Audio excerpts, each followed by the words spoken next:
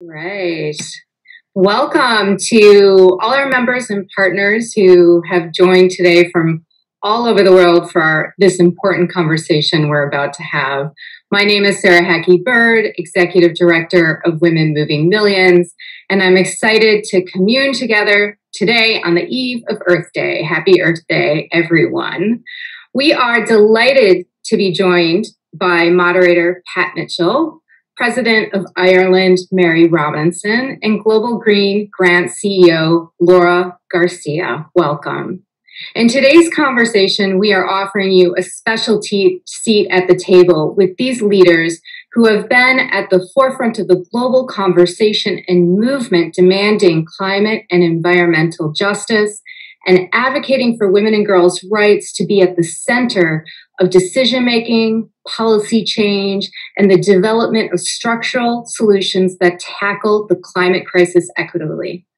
Today, we will deepen our understanding of the critical nexus of climate and gender, and how gender equality is critical to the survival of the planet, and how equality for all women and girls in their full diversity will strengthen our collective ability to overcome this crisis. We can't ignore this link between gender inequality and climate change. Reason being, gender inequality negatively impacts women's physical and economic mobility, voice, decision-making power, safety, and economic opportunity, all of which leaves them increasingly vulnerable to climate change and environmental disaster and dislocation. Indigenous women, Black women, women from low-income communities, and women from the global South bear an even heavier burden from the fallout of climate change due to the continuing impacts of colonialism, racism, and inequality. And of course, COVID-19 is amplifying this reality. And yet at this nexus of climate and gender, women are increasingly becoming indispensable actors and leaders in the movement for more just and equitable solutions. Women combating climate at the grassroots level are uniquely positioned to contribute to build more resilient communities, mitigate and prevent conflict, thereby enhancing peace, safety, and stability, and opening up opportunities for economic advancement. Through the important work being led by UN Women through Generation Equality to set clear and actionable goals that address climate action and women's role in this critical work, we have a historic opportunity to harness the momentum of climate action to shift behavioral attitudes and create more equitable economic and political systems. But before we begin our conversation today, I'd like to pause and recognize that we convene today at a moment of evolving racial and systemic reckoning here in the United States with yesterday's guilty verdict in the murder trial of George Floyd.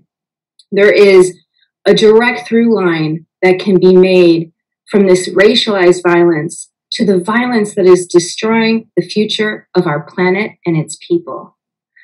Let us hope that yesterday's measure of accountability translates to a cascade of justice that transforms our systems to make our world more equitable and safe for all.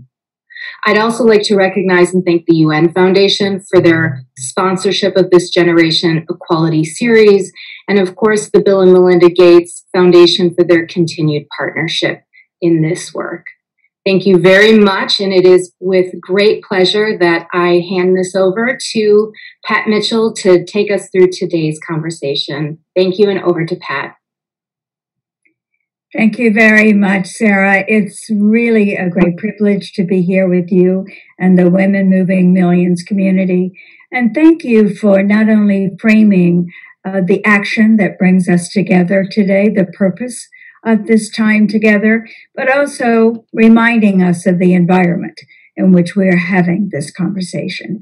As we saw yesterday, the arc of justice bent ever so more slightly towards real social justice for all people on this earth.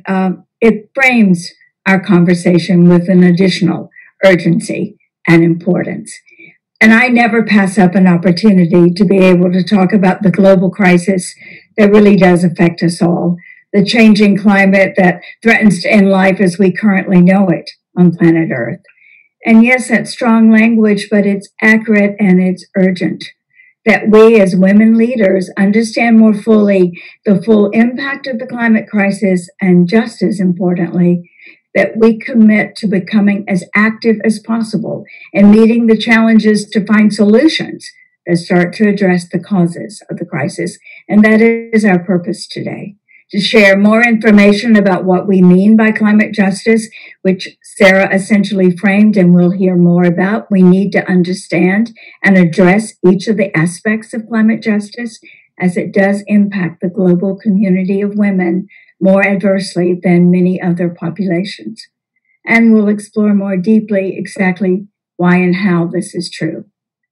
And learn more about how each of us as individuals and as a collective of women committed to shaping strategies, supporting ideas, investing in innovations that will improve the lives of women and girls. And these two facts are connected. Just to speak personally for a moment, if you had asked me just a few years ago whether or not the climate emergency was one of my priorities, I would probably have said, my priority is empowering, supporting women and girls, ending gender-based violence and gender inequity.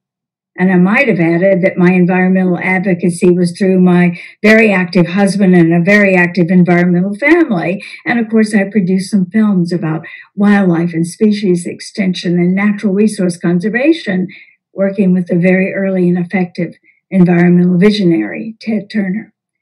But when President Mary Robinson asked me in 2017, when I was leading a forum on climate with global women leaders, if I considered myself a climate justice leader, and I had to rethink exactly what I was or was not doing to address personally a crisis that I did believe was our biggest global challenge. And Mary challenged me to think of it as the global challenge, the mother, the source of so many other global challenges, from food security to species extinction, to global health, to the oxygen we must have to breathe and survive.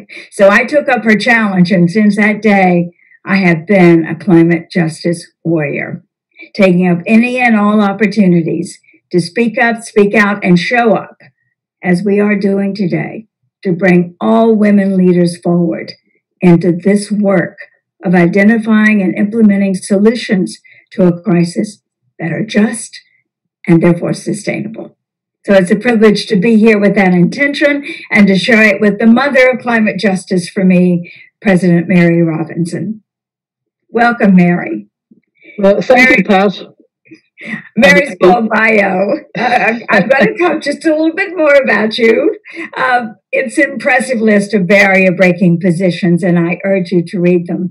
But Mary, you also wrote the book on climate justice, and you established a foundation to more deeply explore what do we mean by climate justice. So add some additional framing to the wonderful, thoughtful comments of Sarah at the beginning to what climate justice means to you. Thank you, Pat. And you're a great leader now on climate justice yourself, which is great.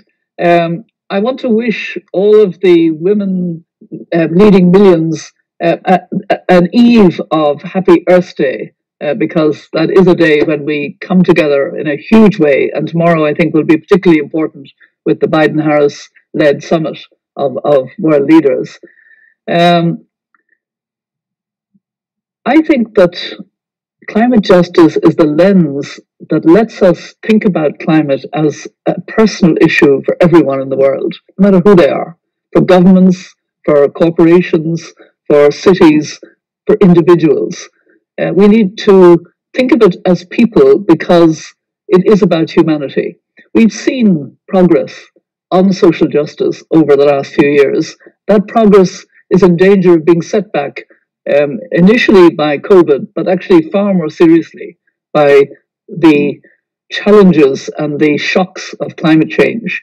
We are in a crisis, and it is a very real crisis, and we're all stakeholders on this issue. So we should be passionate about climate justice.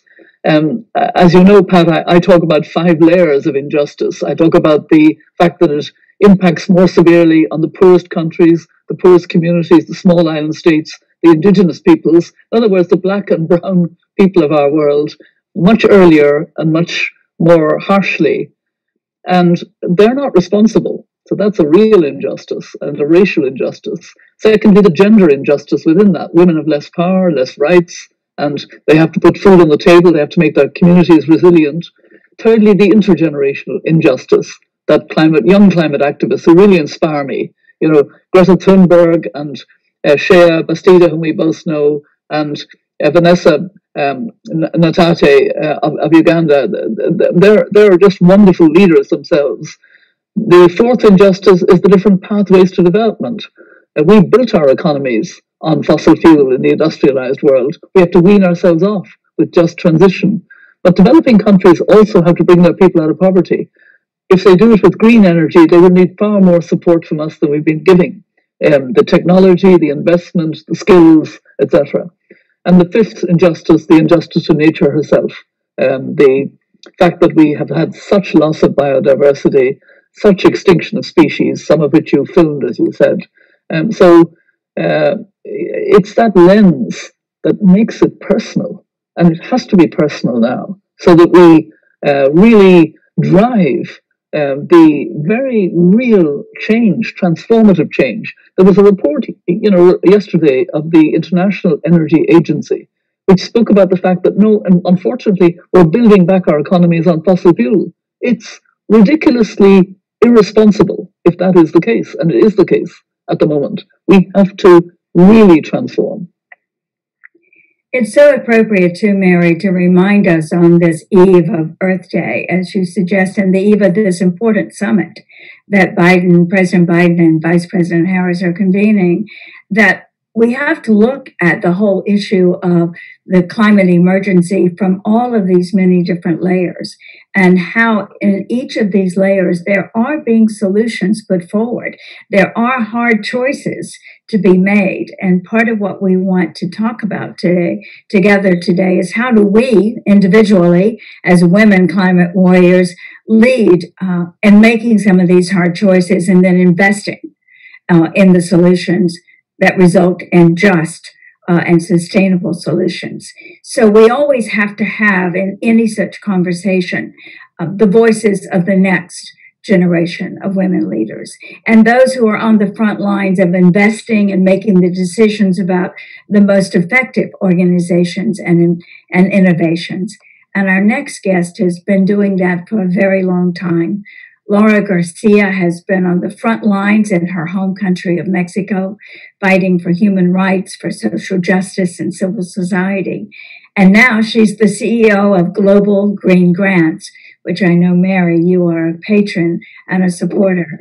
And I'm eager to know more about this work and to hear from your perspective, Laura, from grassroots philanthropy, from human rights, from the movements you led for social justice, and the networks you created that promote community philanthropy and the Global South.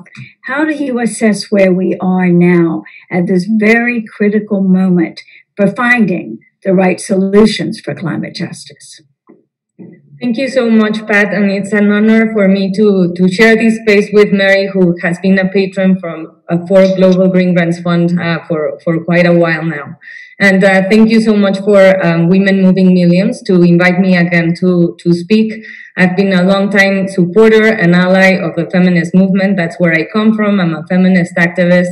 And in many ways, I had the same trajectory that you explained, Pat, of being first and foremost a feminist and discovering in my own path that that climate justice was actually the mother of all challenges, that like you mentioned. So in my work right now at Global Green Grants Fund, which I recently joined as the new CEO, what we see is, and this is my own assessment as well, of how we're moving forward towards the real solutions of climate change. And I say real because there's other perceived more patriarchal solutions that are not real solutions to climate change, because they don't really tackle, or they are purposely built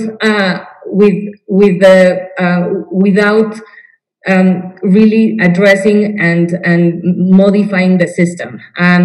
But going back to these general assessments, what I would say is that thankfully, there's more and more appreciation in the world and understanding that marginalized communities not only are disproportionately affected by climate change, like Mary explained, but that they have also a unique position for solutions. We are more and more aware, thankfully, that there's great disparities that are the result of these systems of oppression that keep, for example, women underfunded in the grassroots movements, that keep women away from decision-making spaces where climate change is addressed and negotiated, where men are holding positions of power and are at the negotiation table, but are also more closer to information and knowledge, and that women are in the front lines of climate solutions at the grassroots movements and grassroots organizations, but they remain, like I said, completely underfunded. Less than 1% of money for climate justice goes to women's organizations. And this is unacceptable if we look at the reality that women-led organizations, people of color organizations, and indigenous organizations are actually the best ones positioned to create what we really need right now, which is better imagination and organization for climate solutions. We need that imagination. And I'm going to refer to my feminist theory experience and practice by saying that feminism brings a very unique lens to climate justice, because through feminism, we discover that we created the structures of power that in many ways are driving climate change and environmental degradation. But if we as humans created that, if we created systems and designed the disproportionalities and the inequalities that Mary was mentioning in climate justice, if it's humanly designed, then we can completely turn it around. Then it is really up to us as humans to create those solutions. And feminist thought provides us that. It provides us with a space, more headspace and imagination, and let alone brain power, to really look at the solutions differently. I think that what's really challenging right now still is that climate spaces are still lacking in many ways of the participation of those who have further imagination because they have been oppressed and they know that these systems are purposely built that way. There are sacrifice zones, for example, in the world, in the environment, where people of color have been purposely left behind. If this is on purpose, if this is designed, then we can redesign it all. Then it is really up to us. And that space of hope and imagination is really at the grassroots level, where we see movements and organizations, in spite of all of the unsurmountable challenges faced, they are really changing things the right way, because they are proposing a new relationship to Mother Earth, which is, in my view, at the core of it all. A relationship that is old as Mother Earth herself. As Sarah said, and both of you have already said, the connection between gender equality and what the wisdom of indigenous communities who have lived closer to nature, that is the wisdom we have left behind. And that is why we're in the situation we're in. But Laura, you give us hope that there are these more of these women-led, indigenous-inspired and led organizations coming forward. We still have that barrier that both of you have referred to, the challenge of convincing feminists who are committed to empowering women and girls. And that includes, I think, most of us in this conversation today, that this is their issue, that there are things we can do. How have you, as a grant maker, made your own decisions about how you give grants, how you identify? Are you going directly and only for women-led organizations? What counsel do you give yourself, and then do you give these women philanthropists listening to us about how to invest resources? Sure. Well, as a grant maker, Global Green Grants has been focused on women-led organizations for quite a while.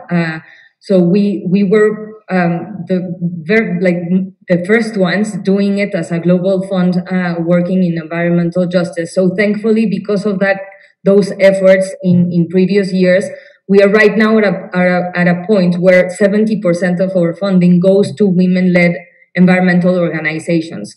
But there are still great challenges and lessons that we're learning as funders, all of us, because there's a huge difference between funding groups that just happen to be led by women or that are integrated by women, to groups that work with a gender perspective in understanding that there's a connection between gender and the environment, and that in their action they're addressing gender issues as essential to the advancement of environmental justice, to groups that are feminist groups working to incorporate a feminist agenda in the climate justice narratives, negotiation, and spaces. Those are very different three groups. I'm still in my position is that it's still very necessary to continue funding very underfunded movements of women-led organizations, because again, they are underfunded. We still need to work with bringing women to places where they are funded, where their voices are heard, and these women who are at the front lines of working to protect the water and the resources of the world and to fight climate change, they need to be funded.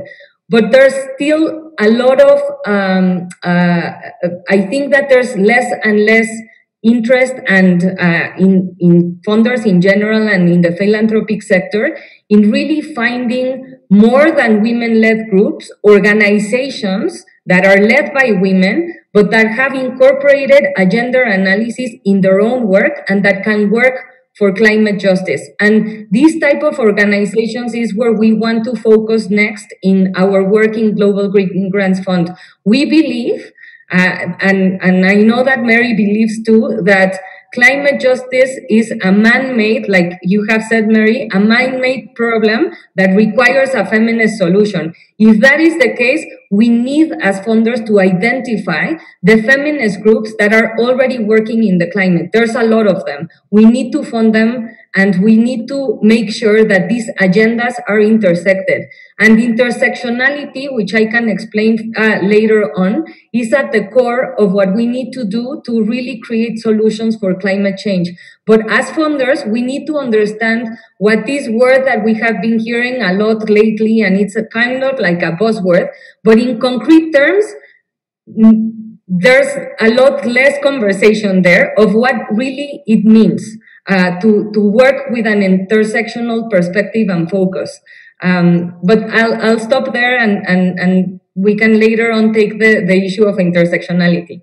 Yes, and we will absolutely come back to that, Laura. One of the themes, though, in your comments, so helpful now, that I want to come back to Mary with is the idea that we, yes, must have these grassroots organizations on the ground bringing forward what they know and live with through their lived experiences. But Mary, you have focused throughout your career on bringing the women leaders who are also in the policy positions, the women who are leading these big organizations that can move big movements forward. So how do we bring these two together? And talk a little bit, if you would, about your work now with women leaders in Africa and Europe and seeing that as an alliance that can move climate justice forward. One of the things that I've learned, Pat, is that we have to connect the women who have access to the table.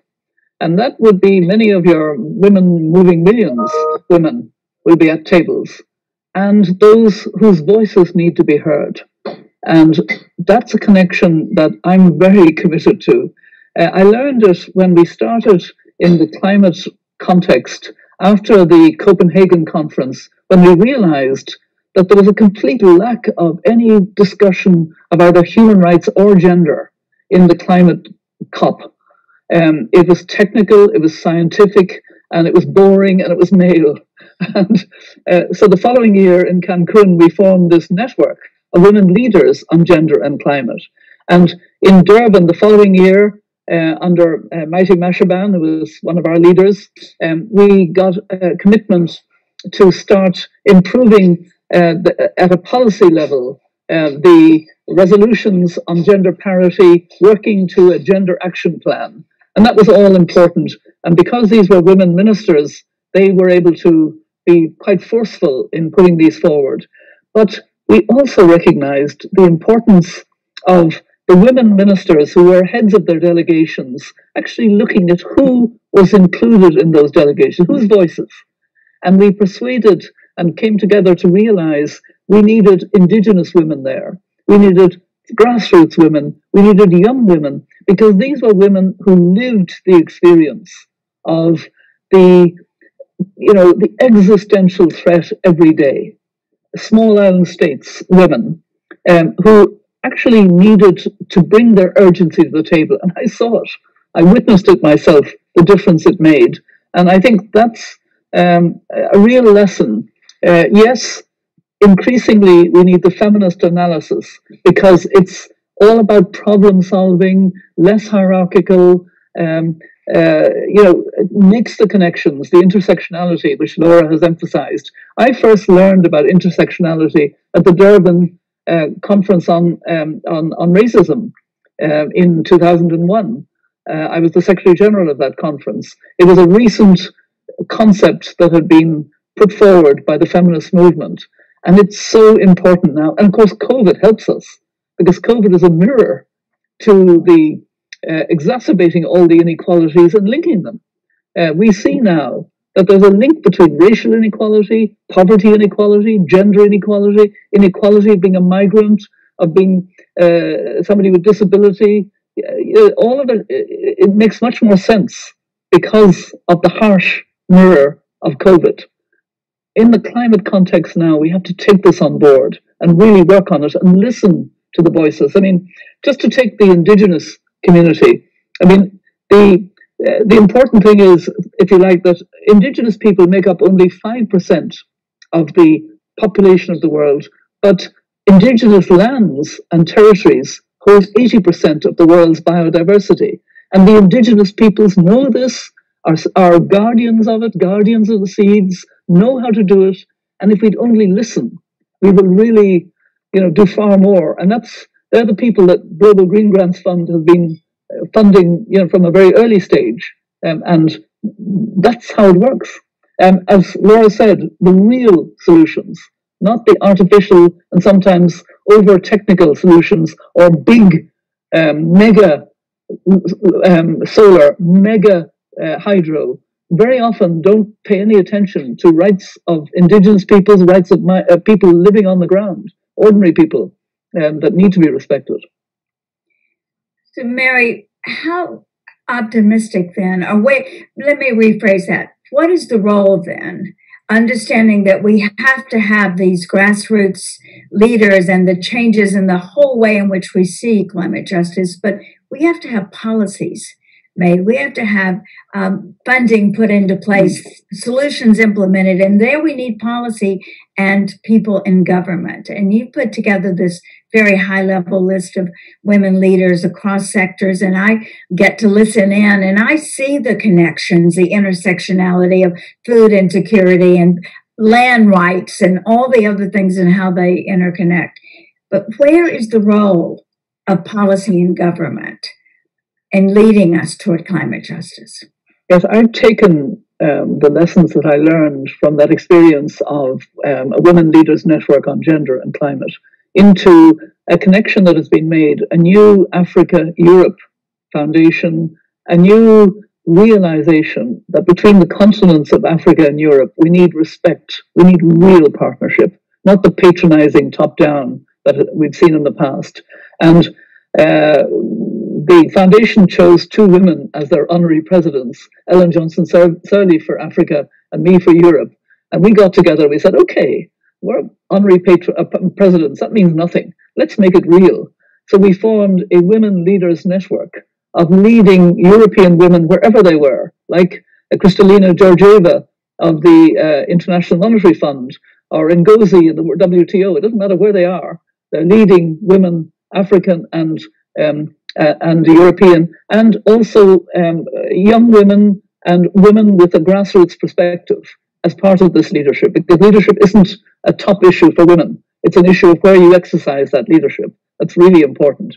And we are tackling all of the real problems. And I appreciate your listening capacity, and you know, you're not either African or European by birth, but you know, you understand the importance of us creating a common agreement between us. And what makes it work? What makes it work, in my view, is the trust between women leaders. We actually somehow know that those of us who are involved are genuine about problem solving. We're genuine about exercising leadership on behalf of those who need that leadership. We're not interested in ego and hierarchy and making an impression on someone. It's very real. And there's a trust there that's very precious, because we don't have enough trust in the world. And I'm so pleased that we've tackled food systems, we've tackled access to energy, we've tackled the inequitable distribution of vaccines, a very, very important issue in these COVID times. And we're seriously influencing now policies in Africa and Europe. And we will continue to be very engaged on this. Listening into that group of women leaders and women leading for sustainable solutions across the board at grassroots and at top levels does give us hope. But it begins, Laura, as you suggested, with all of us individually understanding that intersectionality of all of this comes back to what we do, what actions we take. So what actions, from your perspective as somebody on the front lines, making grants to organizations with good missions and intentions, what advice do you give this group of committed women joining us today? Well, I think that the first advice that I would say is that we all need to be committed to the search of truth and to the search of what we mean when we say, Mary and I, the real solutions to climate change and the way that we live our lives and the way that with our lives we are contributing to the systems of oppression. And revising that will make us perhaps be more clear about what we mean by real solutions, and avoiding most of all this situation where we understand that climate change is there, but we see it in apocalyptic terms, and we shy away from it because we feel hopelessness, and we feel that it's something that's real, that's impossible for us to overturn the economic and the social systems to really create a solution. And I think that one thing that I would say as advice is to get very close to the stories of the women that Mary just described, of stories that I have the privilege of working closely with, grantees, for example, that are showing me with enormous courage and resilience what the fight is about. There's one story, as I was listening to Mary and to you speak, that brings me to that place of hope that we all need to understand that we all can create and be part of the solution. The story is from an activist in Peru who's a winner of the Goldman Environmental Prize in 2016. She's Maxima Acuña. She's an indigenous person who has her family house in the middle of highlands in Peru. And right where a US-based mining company for gold extraction wanted to buy out her land and her house, she just turned to them and she said, well, no, I mean, why would I sell my land? Like, where would I go? No. And she refused.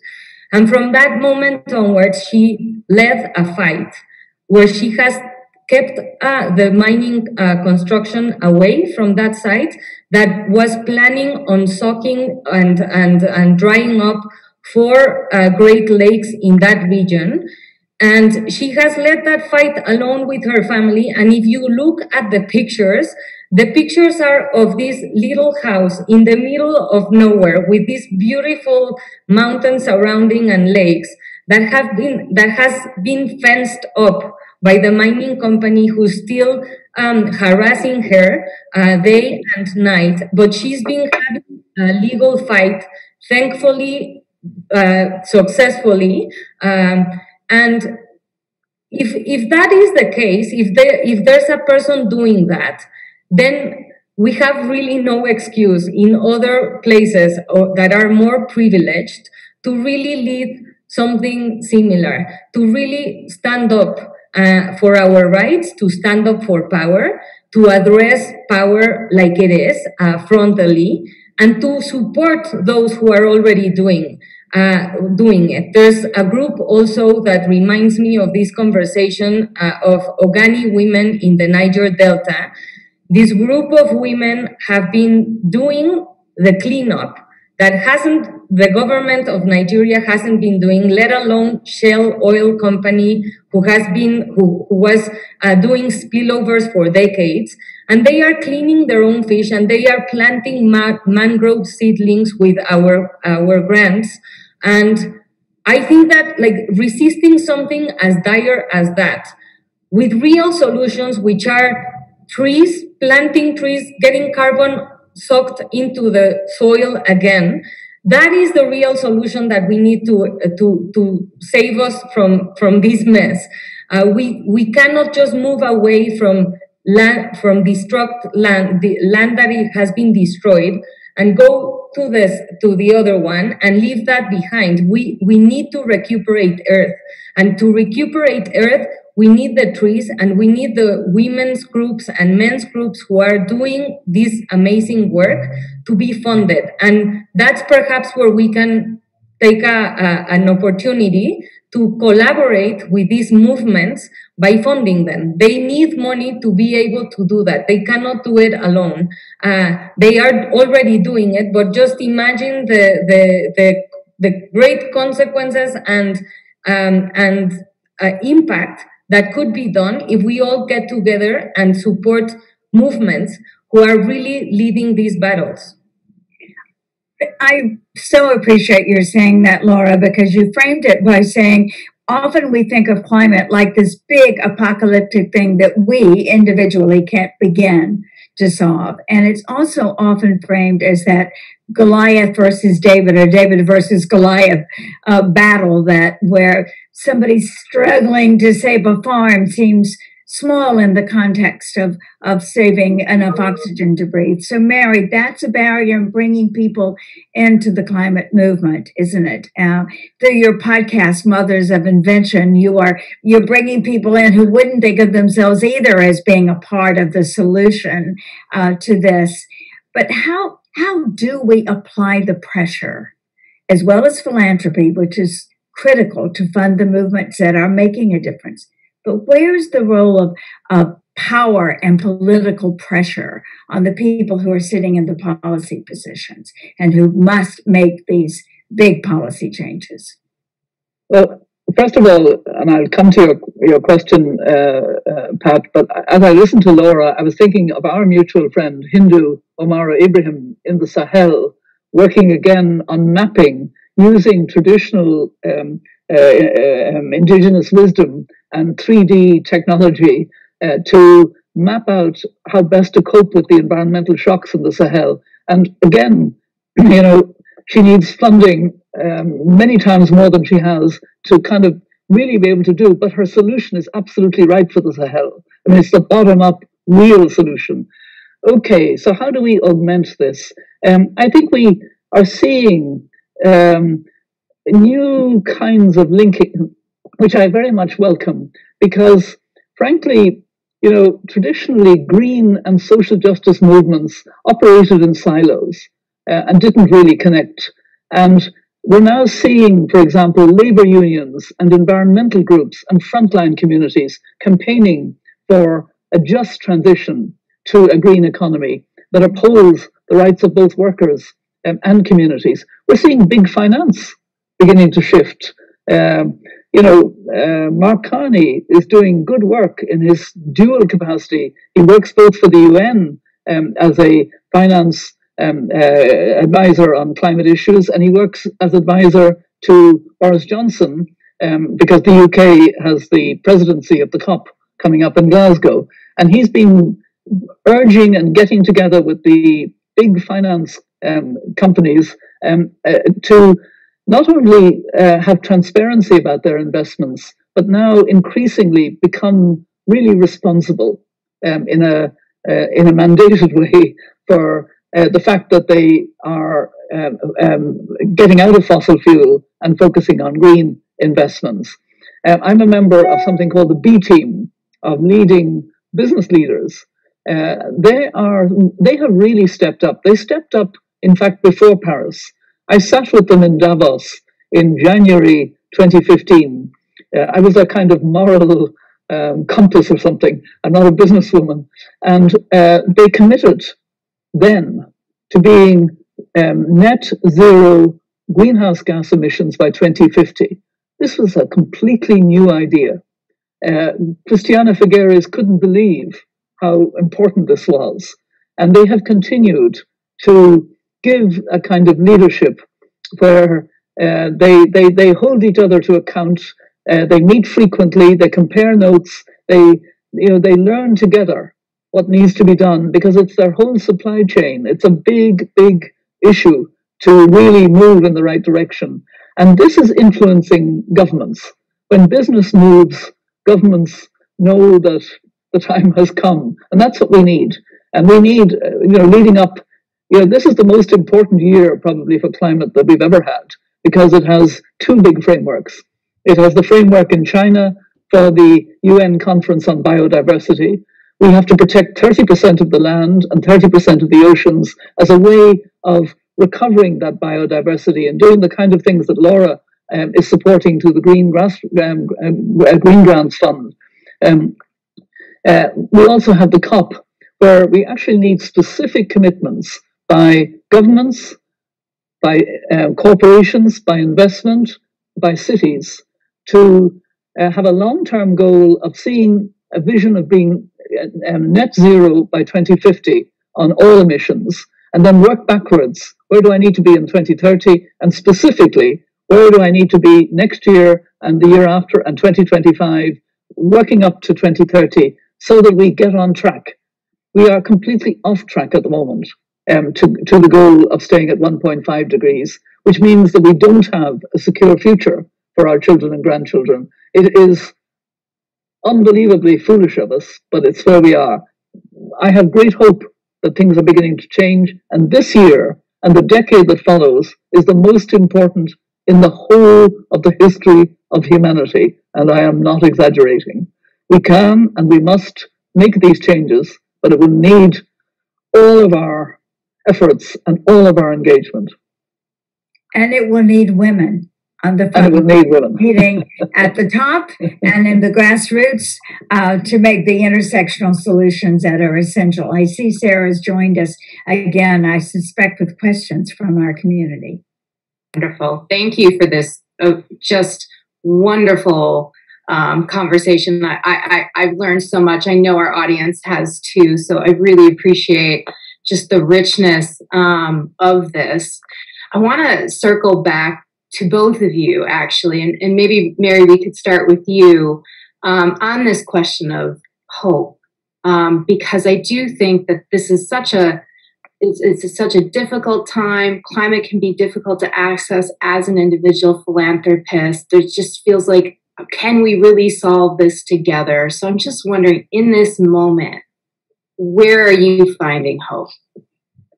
I've learned from a great tutor, Archbishop Desmond Tutu, we were together at a panel in New York of a social good event that the UN Foundation had organized some years ago with young people on their iPads and their phones, making a social media buzz. We were trending, and Archbishop Tutu in front of young people gets very excited.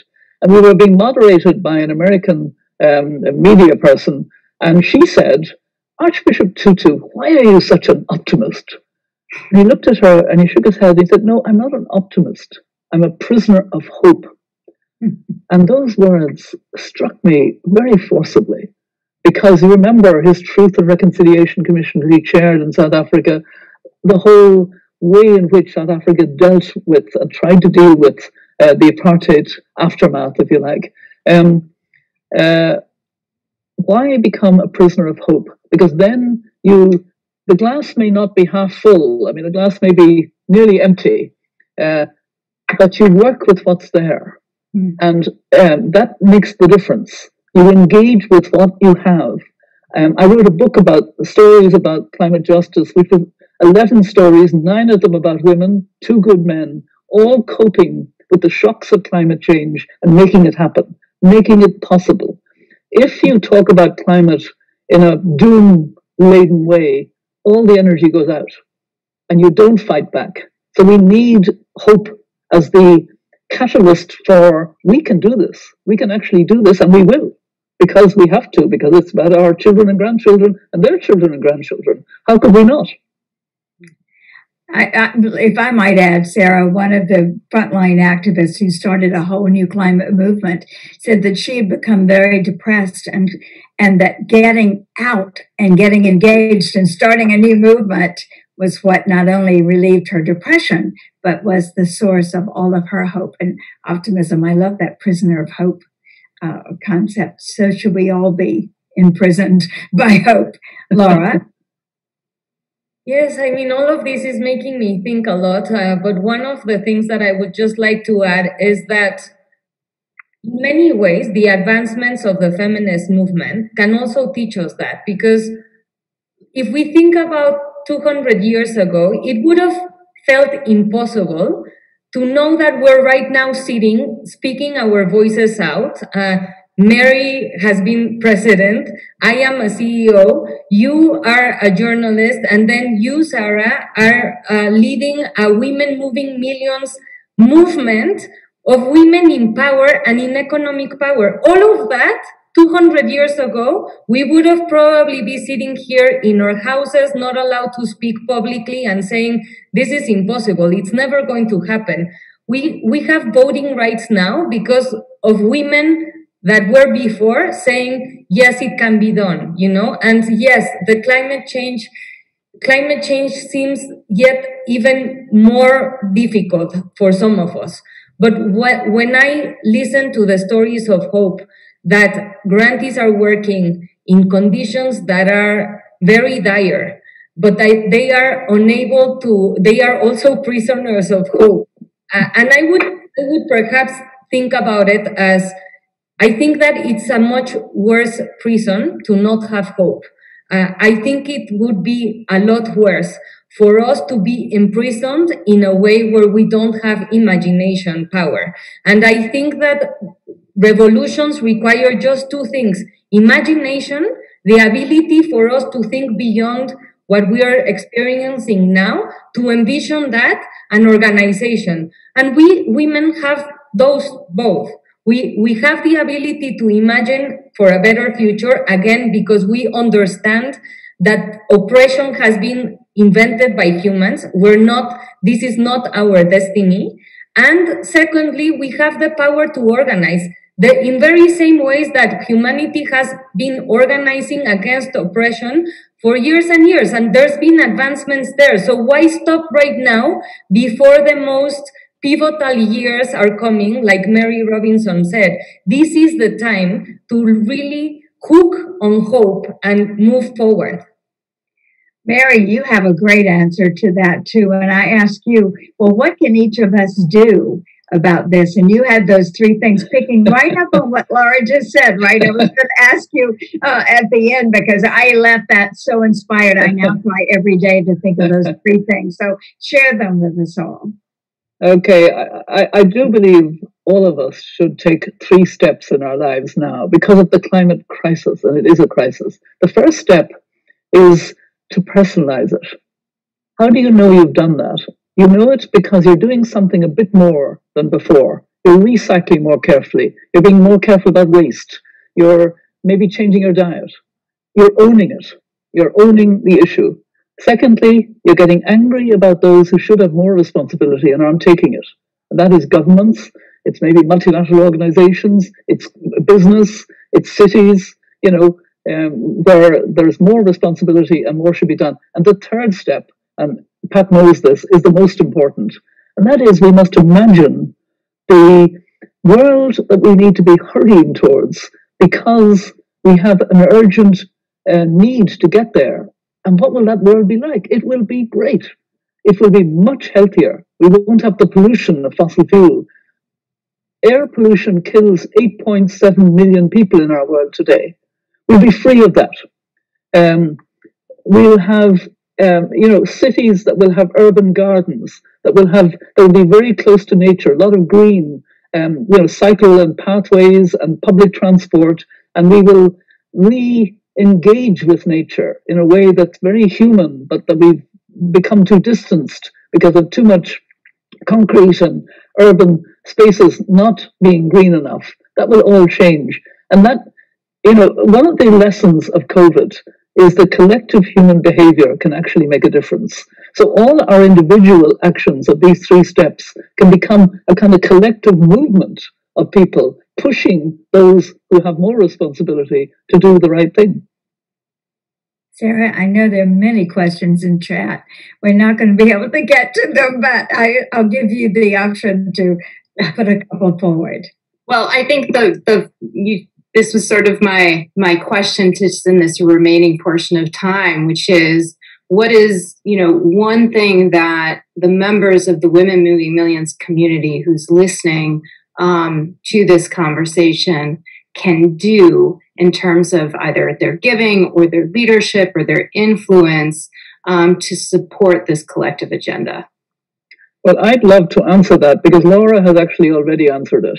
I have been very frustrated for a long time about how little real flow of money gets to those who are doing the work on the ground, the women who are actually making their communities more resilient, adopting feminist solutions. It is a trickle. It's tiny. Why? I mean, it's hard to explain, but it's true. It's partly, and it's something I think, that Pat captured very well. Until quite recently, climate was not an issue for women. It really wasn't for women leaders. Fortunately now, she and others have really turned and seen the urgency of it. But it's reflected in the lack of funding. There's far more funding going to health, to education. All that's good. But if we don't fund the climate issues, all of that won't work because climate and climate justice is so central to what communities are doing on the ground to cope with the climate shocks that are a lived reality, an existential threat every day for those communities. So I couldn't urge Women Moving Millions more. Move your millions more now towards those who are working bottom up on the climate justice issue. Thank you for that. Laura, any final words or comments on that front? I also think that Mary said it all, but if I can just add something else, I think that just reversing that disproportion or that inequality in funding is not just about the money that we alone could have. It's the amazing power that I think, because I know Women Moving Millions from years back, the amazing power of collective organizing to campaign for that elsewhere as well. I would really like to see that all of these realities that need to change, because women who are at the front lines working on the real solutions are just acquiring 0.02% of money in the grassroots level for this. This needs to change, and we cannot alone change it, even in a group such as valuable as Women Moving Millions. This has to be changed at international funding institutions, at bilateral institutions and multilateral institutions, corporate funding. Everyone needs to have this perspective in mind. So for that to happen, I would encourage us all not only to continue contributing individually to what we can, but to become advocates of this. This is really important. We need all of you. We need each other to really modify this percentage that is completely, in my view, crazy. We have the solution there and we're not putting the money there. And this is the solution of the mother of all challenges. So I would really love to form a movement that's bigger and bigger, that has more voices, holding the foundations and everyone else accountable to this reality. And really modifying that requires, again, organizing and imagination. May I add something, Sarah? Yes. And just bringing, as I will try to do, so many of the great ideas that Laura and Mary have put forward. But we really do all have to make it personal.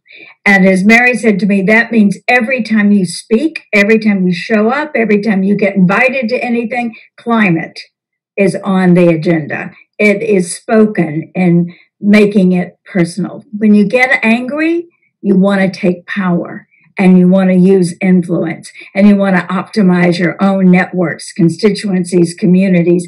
And this group, Women Moving Millions, has the best ways of doing that, not just with the funding, but with all of the networks and constituencies represented here. And then on the imagination, I imagine a world in which women are in charge. Women are leading, because I know that world is going to be a more just and sustainable one. Thank you, Sarah, and to the Women Moving Millions for reminding us that what we are all doing now is trying to move the world toward becoming a more equitable one as well. Well, thank you. Thank you, Pat, for your careful hand and guidance in this conversation. Mary, Laura, everything that you're doing, thank you. I personally find hope whenever we recognize that women are at the heart of a solution. And so in this moment, I know that this community and beyond can step in and fill this void in terms of leadership, influence, and critically resources. So thank you very much for continuing to advocate, to elevate in everything that you're doing. And with that, I'm going to introduce our amazing board chair, Mona Sinha, to the Zoom conversation to wrap it up. Thanks, Mona. Thank you so much. I just feel so blessed to be in this room with all of you, coming off of a call last night with His Holiness the Dalai Lama, who actually talked about Bishop Tutu and about hope and love. And he said something extraordinary. He said that the next Dalai Lama could be a woman because the world is shifting in that direction. And we need not to forget that we are held close by none other than Mother Earth. And we call her Mother Earth for a reason. So this conversation brings me tremendous hope. And I think I was taking copious notes. And the key throughways and threads in this conversation that we can act upon is to recognize that we are all linked. This is all one movement, because if the earth doesn't exist, none of us are going to exist. I think the importance of this community is collaborative connections. Laura spoke about how everybody needs to be activated and everything needs to be activated. So it's the grassroots women who are doing that hard work. It's the policy that Mary Robinson has been uplifting and working on for decades. It's the work that Pat and her journalist sisters have been doing for years and years in telling these stories that are so important. And it's our community that comes together and can make real change. And the community, the power of community, we know the power of women's leadership, we know the powers of networking, we know the power of power. And there's no better community than ours to actually elevate that. And lastly, it's the commitment, right? We all need to make it personal, and making it personal means we make a commitment. So let's make a commitment today with the small acts that Mary talked about every day, sorting out our garbage, thinking twice about what we're consuming. If anything has showed us this past year, we don't need half the things we have in our lives, right? Let's keep that mindset going as we go forward. Let's make this a philanthropic priority, but we can also make this an investment priority. Let's look at where our funds are invested. Let's ask those wealth managers those tough questions about how does it impact women? How does it impact climate? How does it impact society at large? And let's hope they have some answers, because if we start demanding them, they're going to have those answers.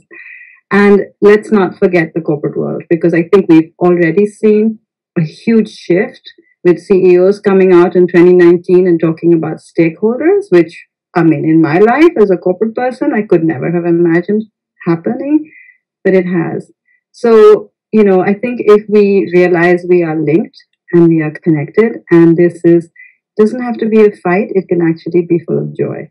So with that, I thank you all. This has been an extraordinary session, and one that I'm sure we'll revisit time and time again. And I'm so grateful for your leadership. Thank you.